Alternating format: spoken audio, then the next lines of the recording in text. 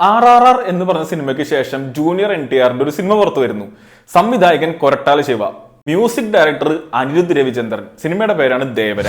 ഈ സിനിമയുടെ ട്രെയിലർ നിങ്ങൾ കണ്ടിട്ടുണ്ടെങ്കിൽ ട്രെയിലറിന്റെ അവസാനം ഈ ജൂനിയർ NTR ഒരു സ്രാവിന്റെ മുകളിൽ കയറുന്ന ഇങ്ങനെ ഒരു ജമ്പീണ കാണാം സമുദ്രത്തിന്റെ മുകളിൽ കൂടെ.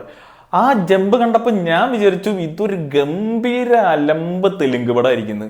ആ ഒരു മൈൻഡിലൂടെ പോയി കണ്ട കാരണമാണോ എന്നറിയില്ല, ഇത് വലിയ കുഴപ്പമില്ലാത്തൊരു പടമായിട്ട് എനിക്ക് തോന്നി. പിന്നെ അതിന്റെ വേറൊരു കാരണം, ഞാനൊരു ഫുൾ ഹൗസ് തെലുങ്ക് ഓഡിയൻസിന്റെ ഒപ്പമാണ് ഈ സിനിമ കണ്ടത്. നല്ല കൂക്കി വിളിയും അതായത് ഒരു ആവേശമൊക്കെ ഉണ്ടായിരുന്നു ചില സീൻസിലൊക്കെ.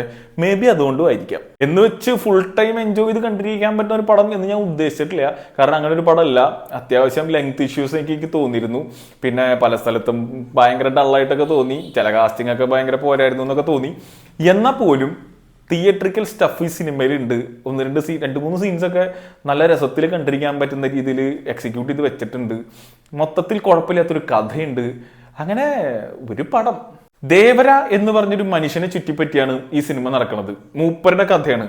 ശരിക്കും പ്യുവർ തിയേറ്ററിക്കൽ സ്റ്റഫ് തരാൻ പറ്റുന്ന കഥ ഈ സിനിമയ്ക്ക് ഉണ്ടെങ്കിലും ആ സിനിമയുടെ കഥ പറയുന്ന രീതിയും അതിന്റെ എക്സിക്യൂഷനും ഇതിന്റെ ഒരു ഗംഭീര സിനിമയാക്കുന്നതിൽ നിന്ന് തടസ്സപ്പെടുത്തിയിട്ടുണ്ട്. അതുകൊണ്ട് തന്നെ സംഗീത സംവിധായകൻ അനിരുദ്ധ് രവിചന്ദർ മൂപ്പർക്ക് പറ്റാവുന്ന രീതിയിൽ തന്നെ ഇതിന് മ്യൂസിക് കൊടുത്തിട്ടുണ്ടെങ്കിലും സീൻസ് എലിവേറ്റ് ചെയ്യുന്നതിൽ ഒരു ലിമിറ്റ് ഉണ്ട്. അതായത് ഒരു ഡയറക്ടർ ഒരു സീൻ നന്നായിട്ട് ചെയ്തു വെച്ചിട്ടുണ്ടെങ്കിൽ അനിരുദ്ധ് അതിന്റെ മുകളിൽ ആ സീനിനെ കൊണ്ടുവരും. അത് മൂപ്പരുടെ ഒരു ശീലമാണ്. ഇന്ത്യൻ ടൂവില് മൂപ്പർക്ക് ചെയ്യാൻ പറ്റാത്തതിന്റെ കാരണം ശങ്കർ ചെയ്തു വെച്ച എലിവേഷൻ സീൻസും മാസ് സീൻസ് ഒക്കെ ഓൾറെഡി കോമഡിയാണ്. അപ്പൊ അതിന്റെ മുകളിൽ അനിരുദ്ധിന് എന്തെങ്കിലും ചെയ്യണമെങ്കിൽ സീൻ നന്നാവണ്ടേ, എന്നാലേ അതിനെന്തെങ്കിലും ഒന്നും കൂടി നന്നാക്കാൻ പറ്റുള്ളൂ. ഇതിലങ്ങനെയല്ല. ഇതിൽ ചില സാധനങ്ങളൊക്കെ അനിരുദ്ധിന്റെ മ്യൂസിക് കാരണം ചിലപ്പോൾ നമുക്കൊരു രോമാഞ്ചം വരാൻ സാധ്യതയുള്ള എലമെന്റ്സ് ഈ സിനിമയിലുണ്ട്. എനിക്ക് തോന്നിയിട്ട് സ്ഥലത്ത് കൊള്ളാലോ എന്നൊരു സംഗതിയൊക്കെ വന്നിരുന്നു. പിന്നെ സൈഫ് അലി ഖാൻ വില്ലൻ, ജാൻവി കപൂർ NTRന്റെ നായിക, ഇവർ രണ്ടുപേരും ഈ സിനിമയിൽ എന്തിനു വന്നു ചോദിച്ചു കഴിഞ്ഞാൽ മേ ബി ഹിന്ദി ബെൽറ്റിൽ സിനിമയ്ക്ക് ഒരു മാർക്കറ്റ് ഉണ്ടാവാൻ വേണ്ടിയുള്ള കാസ്റ്റിംഗ് ആയിരിക്കും. അല്ലാതെ ഇവരെ കാസ്റ്റ് ചെയ്യേണ്ട ഒരു കാര്യവും ഈ സിനിമയിൽ ഇല്ല. കാരണം ജാൻവി കപൂർ ഒക്കെ വെറും ഐ ക്യാൻഡിയാണ്. വെറുതെ നമ്മളെ കണ്ട് രസിപ്പിക്കാൻ വേണ്ടി, ഓഡിയൻസിനെ കണ്ട് രസിപ്പിക്കാൻ ഒരു സാധനം. അങ്ങനെയാണ് ഹീറോയിനെ ഇതിൽ ട്രീറ്റ് ചെയ്തേക്കണത്. അതുപോലെ സൈഫ് അലി ഖാന്റെ വില്ലനായാലും അത് തെലുങ്ക് ഇൻഡസ്ട്രിയിൽ എല്ലാ വില്ലന്മാരെയും എല്ലാവരും ഉപയോഗിച്ചുകൊണ്ട് ഇപ്പോൾ ഒരു പുതിയ വില്ലനെ കൊണ്ടുവന്നാണാവോ.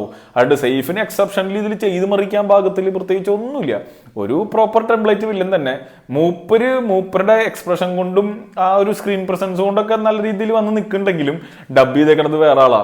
ഇപ്പൊ ജാൻവിയുടെ ആയാലും സൈഫിന്റെ ആയാലൊക്കെ ശബ്ദം നമ്മൾ ഓൾറെഡി കേട്ടിട്ടുള്ള നമുക്കറിയുന്ന ആൾക്കാരായതുകൊണ്ട് തന്നെ ഡബ് വേറെ ആൾ വരുമ്പോ അതിനൊരു കല്ലുകടി ഉണ്ട്.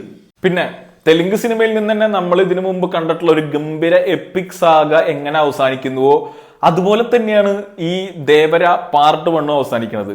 പാർട്ട് 2 എന്ന് പറഞ്ഞൊരു സംഭവം ഉണ്ടോ ഇല്ലയെന്ന് അറിയില്ല. ഇനി പാർട്ട് 2 വരികയാണെങ്കിൽ അത് പോയി കാണുന്നതിൽ എനിക്ക് വലിയ ബുദ്ധിമുട്ടുണ്ടാവില്ല. കാരണം ഇനിയിപ്പോ എന്തുണ്ടായി എന്നൊരു ക്യൂരിയോസിറ്റി, അത് ഭയങ്കര വലിയ ക്യൂരിയോസിറ്റി എന്നില്ല, എന്നാൽ പോലും എന്താണ് ഉണ്ടായത് എന്നറിയാനുള്ളൊരു ആകാംക്ഷയൊക്കെ അവർ വരുത്തിയിരിക്കുന്നുണ്ട്. ഓവറോൾ ഒരു തിയേറ്ററിക്കൽ സ്റ്റഫ് നിങ്ങൾക്കൊരു വലിയ ഓഡിയൻസിന്റെ ഒപ്പം ഇരുന്ന് കാണാൻ പറ്റുകയാണെങ്കിൽ, ഈ തെലുങ്ക് മാസ് മസാലയൊക്കെ ഇഷ്ടമാണെങ്കിൽ ഒരു തവണ കാണാനുള്ള പടമാണ് ദേവര. അപ്പൊ ജൂനിയർ NTR ഫാൻസ് ആണ് നിങ്ങളെങ്കിൽ ധൈര്യമായിട്ട് തിയേറ്ററിലേക്ക് പോക്കോ. മൂപ്പര് വലിയ കുഴപ്പമില്ലാണ്ട് അത്യാവശ്യം നന്നായിട്ടൊക്കെ ചെയ്തിട്ടുണ്ട്. വേറെ എക്സെപ്ഷണലായിട്ട് ഈ സിനിമയെ കുറിച്ച് എടുത്ത് പറയാൻ പ്രത്യേകിച്ച് ഒന്നുമില്ല. അടുത്ത സിനിമയുടെ വിശേഷമൊക്കെ ആയിട്ട് വരാം. അപ്പൊ കാണാം.